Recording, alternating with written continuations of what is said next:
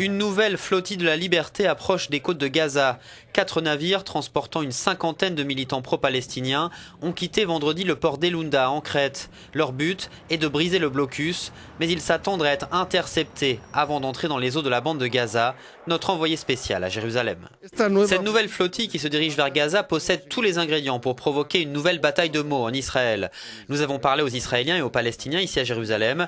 Les Palestiniens évoquent le manque d'humanité des gouvernements de Benyamin Netanyahou d'interdire l'accès de la flottille à la bande de Gaza. Beaucoup d'Israéliens nous ont dit que permettre l'accès de cette aide à Gaza reviendrait à la donner directement au Hamas.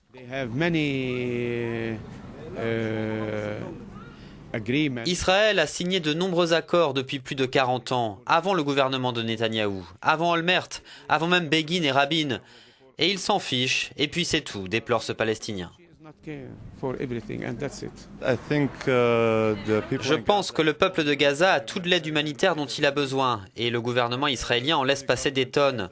La différence est que cette flottille veut rentrer sans l'accord du gouvernement, et nous craignons que cette aide aille aux terroristes plutôt qu'au peuple. C'est ce qui se passe à chaque fois, affirme cet Israélien.